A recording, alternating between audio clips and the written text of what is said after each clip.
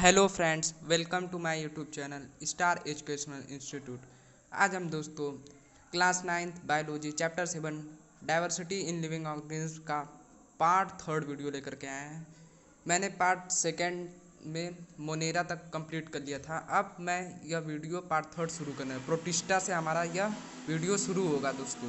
तो चलिए दोस्तों, मैं यह शुरू तो चलिए दोस्तों, मैं यह शुरू कर रहा हूँ। हम प्रोटिस्टा से स्टार्ट करेंगे। तो यह प्रोटिस्टा से मैं स्टार्ट करने जा रहा हूँ दोस्तों, ठीक है। तो this group includes many kinds of unicellular eukaryotic organism. Unicellular का पता है कि एक कोशिकीय, यूनिसेलुलर का मतलब होता है यूकैरियोटिक, जिसमें वेल डिफाइंड न्यूक्लियस होता है organism. Some of this organism use appendages कुछ यूज करते हैं जो कि पेट के नीचे का हिस्सा उसमें पाया जाता है, such as hair like cilia, whip like flagella for moving around. Movement के लिए जो है सीलिया या फिर व्हिप लाइक फ्लैगला उसमें पाया जाता है, ठीक है। प्रोटिस्टा के अंदर ऑर्गेनिज्म में यह पाया जाता है। Their mode of nutrition can be. अब इनका मोड ऑफ न्यूट्रिशन पर चर्चा कर लेते हैं। तो ऑटोट्रॉफिक और हेट्रोट्रॉफिक दोनों होता है, यानी कि स्वपोषी भी हैं और बहुपोषी भी हैं, दूसरे से भी लेते हैं और ऑटोट्रॉफिक भी हैं। एग्जाम्पल्स आर यूनिसेलुलर के एग्जाम्पल्स आर यूनिसेलुलर एल्गे, जो आपका एक कोशिकीय एल्गे होता है। डायटोम्स जो आपका होता है। प्रोटोजोअन्स जो होता है वो प्रोटिस्टा में आते हैं, क्योंकि प्रो है प्रोटिस्टा, तो प्रोटोजोअन्स इससे आप समझ लीजिएगा, ठीक है। और मोनेरा में आपका बैक्टीरिया आता था। देखिए ये सब प्रोटोजोआ, एमीबा, पैरामीशियम, ये सब आप जो है कि इसी में आता है। अब दोस्तों चलते हैं फंजाई, हमारा आता है फंजाई। तो this are heterotrophic eukaryotic organism. Some of them use decaying organic material as food and are therefore called saprotrophs. आपके ये जो होता है ये सेप्रोट्रॉप्स होता है, यानी कि वह अपना भोजन खुद नहीं बनाता है, वह दूसरे से न्यूट्रिशन लेता है। सेप्रोट्रॉप्स ये होते हैं, यानी कि डिकेइंग ऑर्गेनिक मटेरियल पर ये यूज़ करते हैं। सेप्रोट्रॉप्स का मतलब जो डेड एंड डिकेइंग मटेरियल से अपना न्यूट्रिशन पूरा करता हो, ये सेप्रोट्रॉप्स हो गया, ठीक है। This are heterotrophic eukaryotic organism, यानी कि ये बहुकोषी होते हैं, यूकैरियोटिक ऑर्गेनिज्म होते हैं। Some of them use decaying organic, जो है कुछ इसमें में से डिकेइंग सड़े गले चीज़ों को, ऑर्गेनिक मटेरियल को फूड में लाते हैं, यानी कि फंजाई क्या सड़े गले पर ही ना फफूद लगता है, तो वही इसमें दिया है। Some of them use decaying organic material as food and are therefore called saprotrophs, मतलब मृत कोशिकीय एक तरीके से डेड एंड डिकेइंग पर ही यह निर्भर रहते हैं।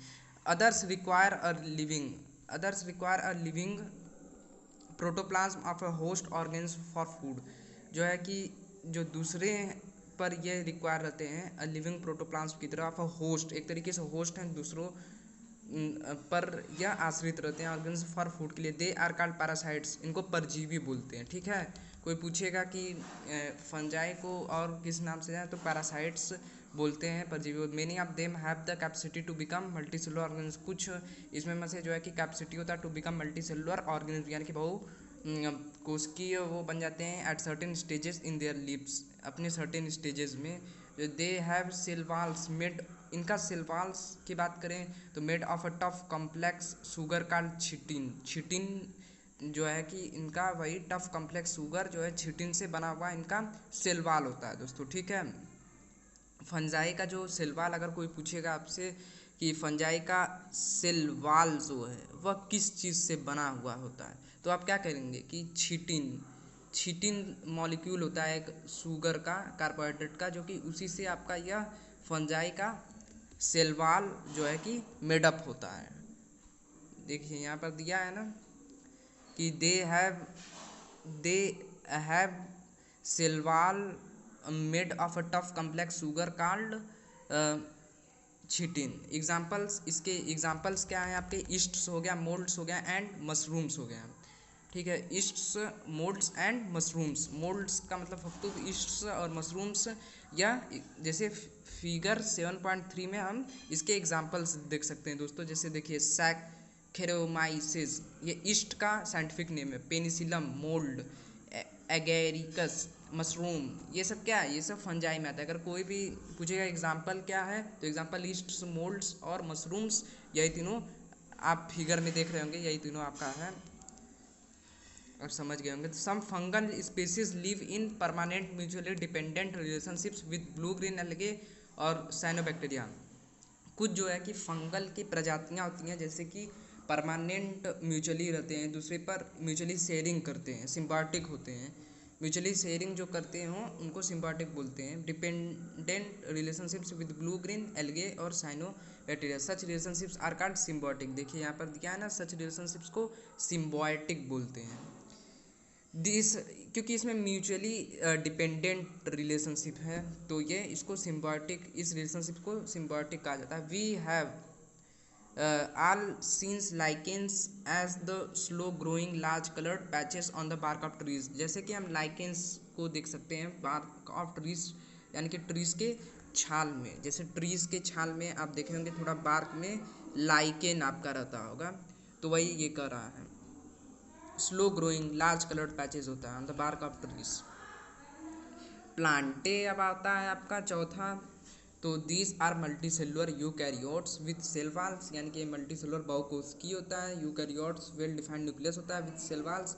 दे आर ऑटोट्रॉप्स, वह स्वपोषी अपना भोजन खुद बनाते हैं। And use chlorophyll for photosynthesis, plantae में प्लांट्स वगैरह रहते हैं तो उनके पास क्लोरोफिल है जिससे वो फोटोसिंथेसिस करते हैं। Thus all plants are included in this group, सभी पौधे आते हैं इस ग्रुप में। Since plants and animals are most visible forms of the diversity of life around us, we will look at the subgroups in this category later section 7.4। इसका सब groups आपका अभी देखने को मिलेगा सेक्शन 7.4 में। तो ये क्या है, ऑटोट्रॉप्स होते हैं। अगर कोई पूछेगा प्लांटे का कैरेक्टरिस्टिक्स क्या है तो ऑटोट्रॉप्स होते हैं, इनमें क्लोरोफिल होता है, ये खुद अपना भोजन बनाते हैं।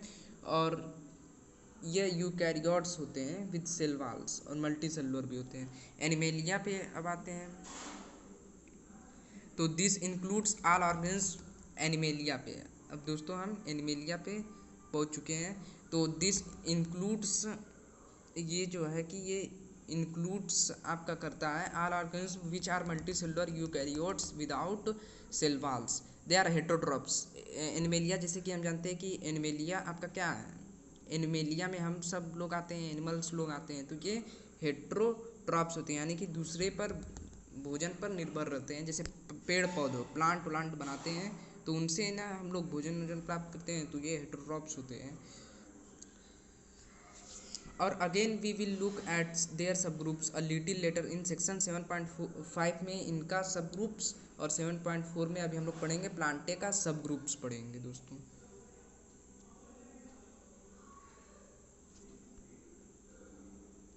हाँ, यहाँ पर अब आ क्या है, ऑर्गेनिज्म आप देख रहे होंगे इस पिक्चर में। ऑर्गेनिज्म्स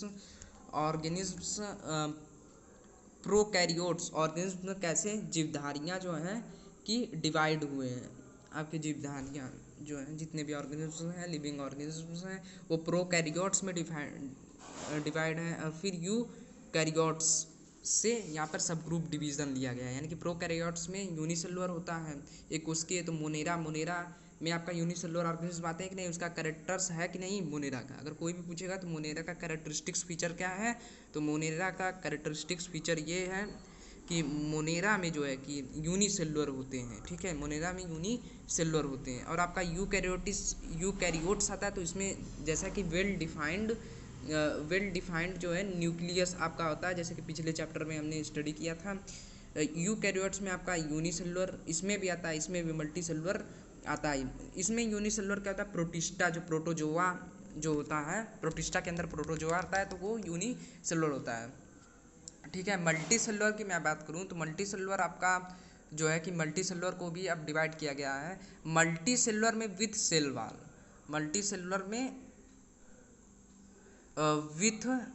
विथ सेल वाल, यानी कि जिसके पास सेल वाल है वह डू नॉट परफॉर्म फोटोसिंथेसिस। इसमें सेल वाल जो है कि फंजाई के पास होता है, तो फंजाई एक ऐसा ऑर्गेनिज्म है जो कि फोटोसिंथेसिस को परफॉर्म नहीं करता है। Able to perform photosynthesis, able यानी कि फोटोसिंथेसिस कौन परफॉर्म करेगा, प्लांटे आपका फोटोसिंथेसिस परफॉर्म करेगा। तो ऐसे 5 किंगडम को यहाँ पर डिवीज़न में लाया गया है, डिवाइड किया गया है।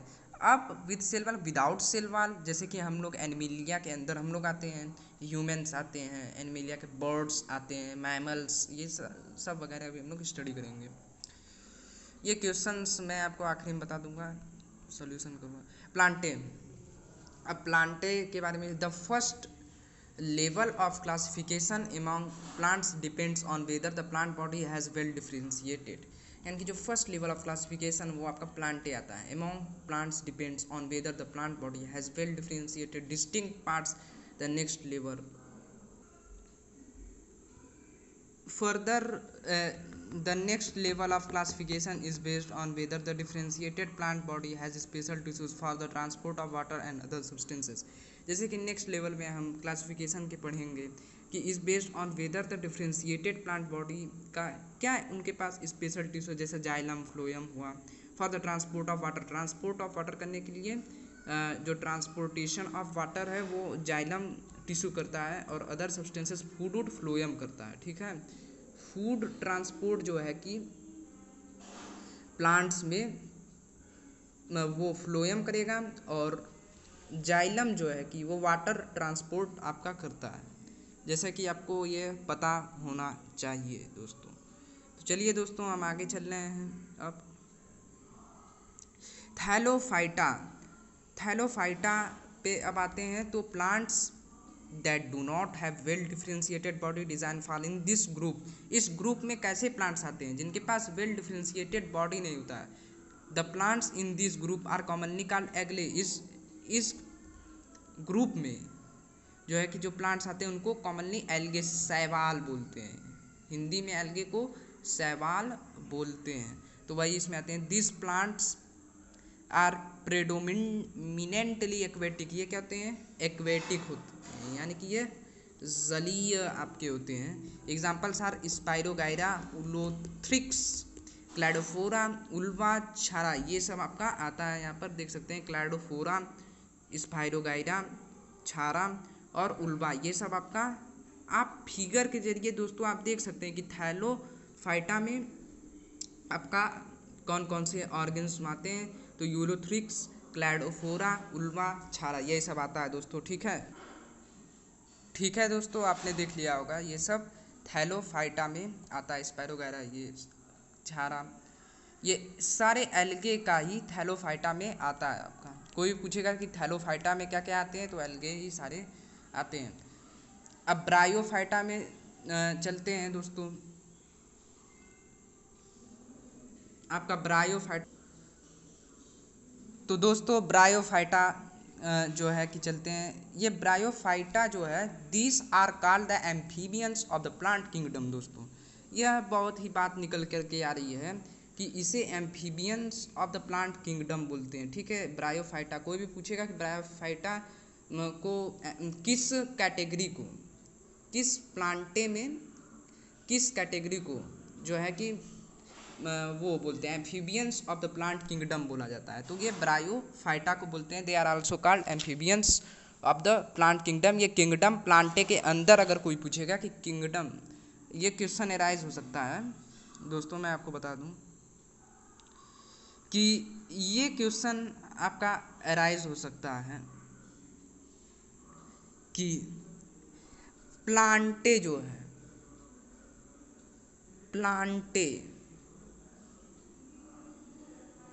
ये जो प्लांटे आपका जो क्लासिफिकेशन किया गया है उसके अंदर कौन से कैटेगरी को amphibians of the plant kingdom कहा जाता है। तो आप क्या आंसर देंगे दोस्तों, ब्रायोफाइटा। ब्रायोफाइटा को amphibians of the plant kingdom commonly note किया जाता है।